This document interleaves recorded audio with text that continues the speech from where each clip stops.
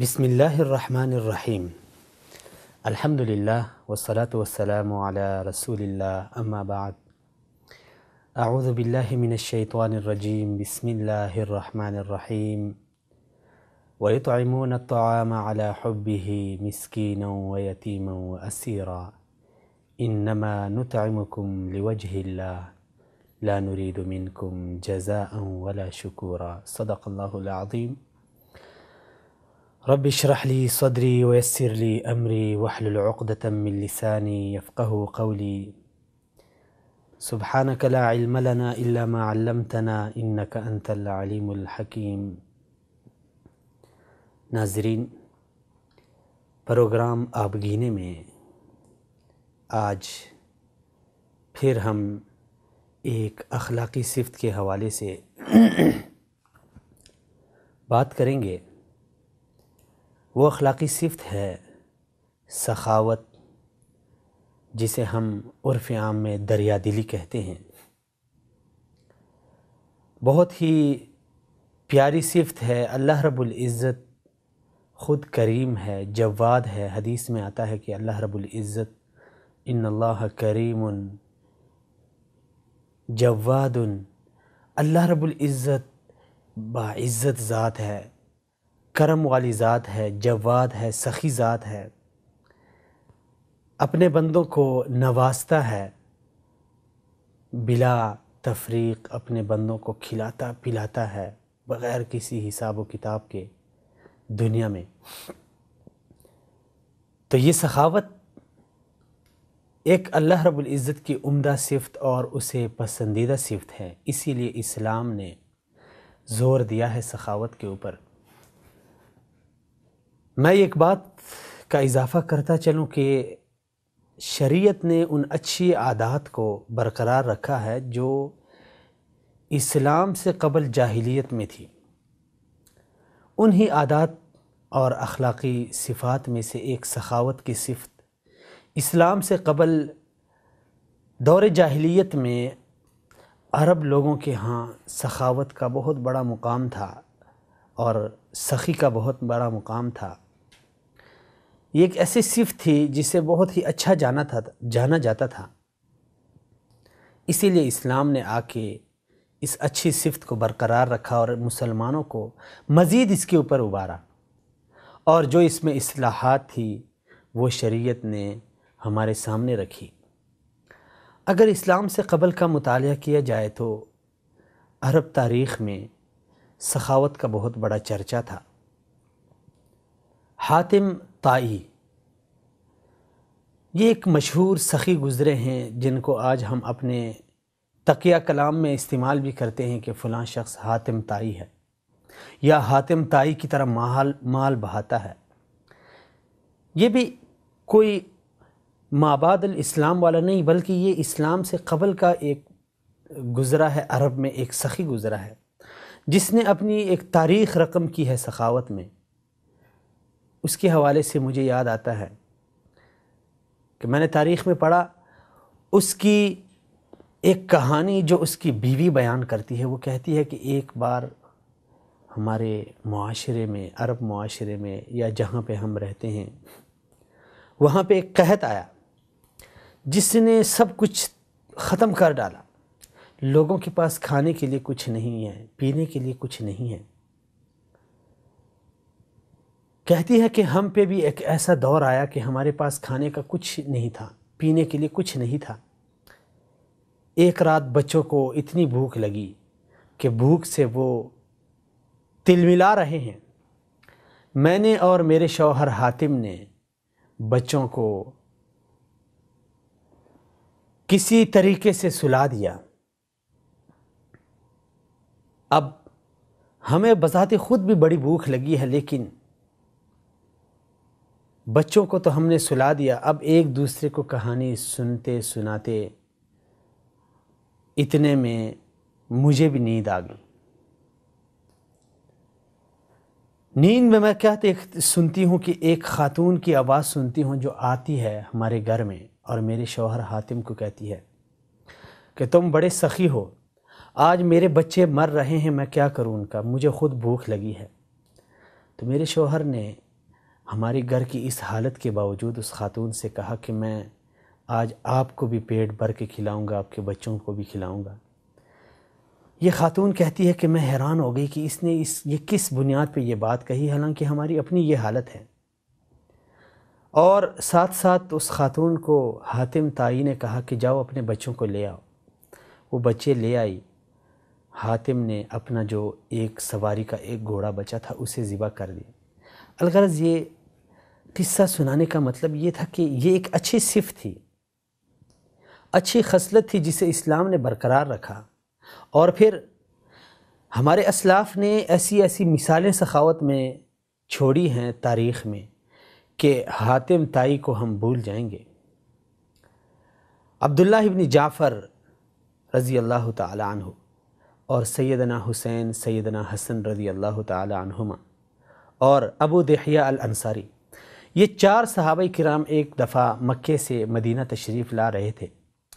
راستے میں کسی جگہ بہت بارش نے انہیں گھیر لیا، تیز بارش نے، تو یہ جا کے ایک اعرابی، ایک دیہاتی کے پاس ٹھہر گئے۔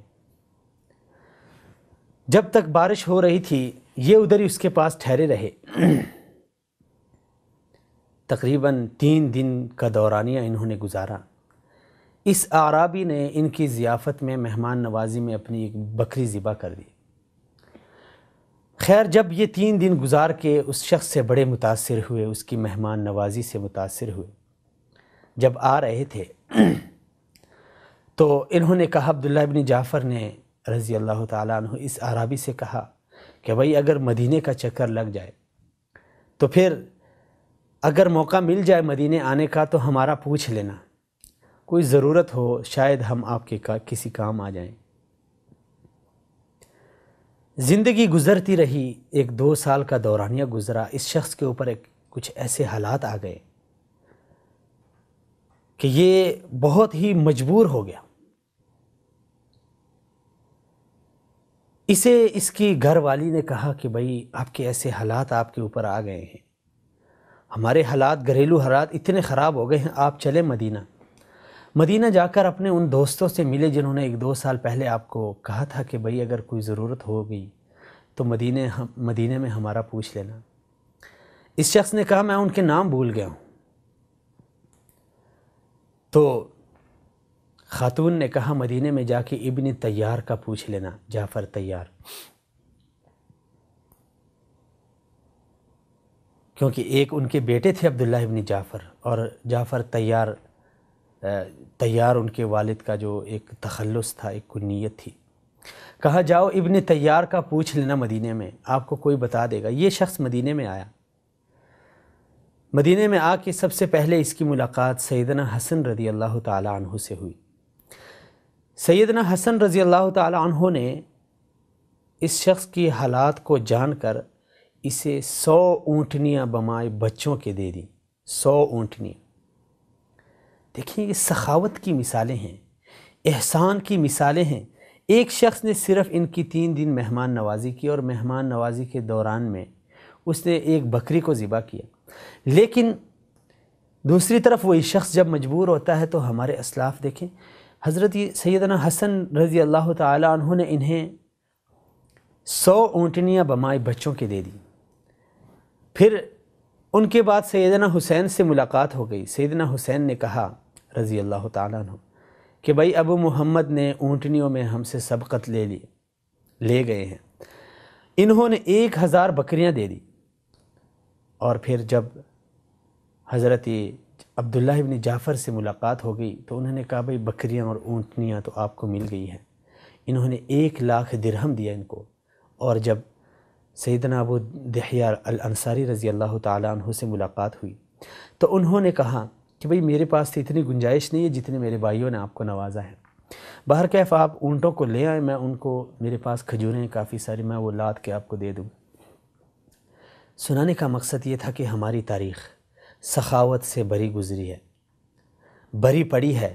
ہمارے اسلاف نے ایسی ایسی مثالیں قائم کی۔ ہمارے رسول اکرم صلی اللہ علیہ وسلم کے بارے میں آتا ہے کہ نبی علیہ السلام سے جب بھی کسی چیز کا سوال ہوتا، جب بھی کوئی چیز مانگی جاتی تو نبی علیہ السلام اسی وقت دے دیتے تھے۔ سخاوت میں آپ صلی اللہ علیہ وسلم کی مثال ہی نہیں تھی۔ اور پھر سیدہ عائشہ رضی اللہ تعالی عنہ بیان کرتی ہے کہ خاص کر رمضان میں تو آپ صلی اللہ علیہ وسلم تیز ہوا سے بھی زیادہ، یعنی اتنے زیادہ سخی ہوتے تھے، جس طرح تیز ہوا چلتی ہے اور سب کچھ لے کے چلتی ہے، اسی طرح آپ صلی اللہ علیہ وسلم سب کچھ اللہ کے راستے میں دیتے تھے۔ اور سیدنا ابو بکر صدیق رضی اللہ تعالیٰ عنہ، سیدنا عمر فاروق، جنہوں نے اپنے گھر کے سارا مال، آدھا مال لا کے اللہ کے راستے میں قربان کر دیا، یتیموں کے اوپر خرچ کرتے تھے، بیواؤں کے اوپر خرچ کرتے تھے، معاشرے میں خرچ کرتے تھے۔ اور رسول اکرم صلی اللہ علیہ وسلم، جس طرح میں نے پہلے عرض کیا کہ جب بھی کوئی چیز مانگی جاتی، آپ صلی اللہ علیہ وسلم اسی ٹائم دے دیا کرتے تھے۔ وہی ایک جبے کا ایک مشہور قصہ کہ ایک نیک خاتون نے رسول اکرم صلی اللہ علیہ وسلم کے لیے اپنے ہاتھ سے ایک جبہ بنایا۔ نبی علیہ الصلوۃ والسلام کو اس کی حاجت بھی تھی، جب وہ پہنا تو ان کو اچھا بھی لگا، لیکن جیسے ہی آپ صلی اللہ علیہ وسلم کے جسم مبارک پہ وہ جبہ ایک صحابی نے دیکھا تو کہنے لگے، یا رسول اللہ، لگتا تو بہت اچھا ہے لیکن یہ مجھے دے دیں۔ نبی صلی اللہ علیہ وسلم نے اسی وقت اتار کے دے دیا۔ ایک نہیں بلکہ کئی مثالیں ہیں۔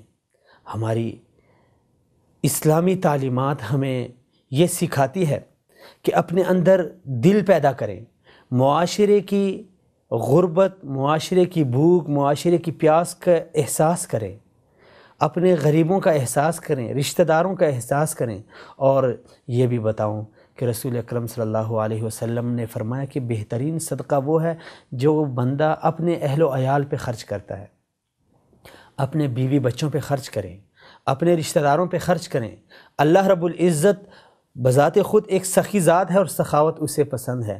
اور یہ بھی ہے ایک اٹل حقیقت ہے کہ نبی علیہ الصلوۃ والسلام نے فرمایا کہ صدقہ، سخاوت یہ مال کو کم نہیں کرتا بلکہ اس سے مال بڑھتا ہے۔ تو اسی لیے یہ ایک اچھی صفت ہے، اخلاقی صفت ہے۔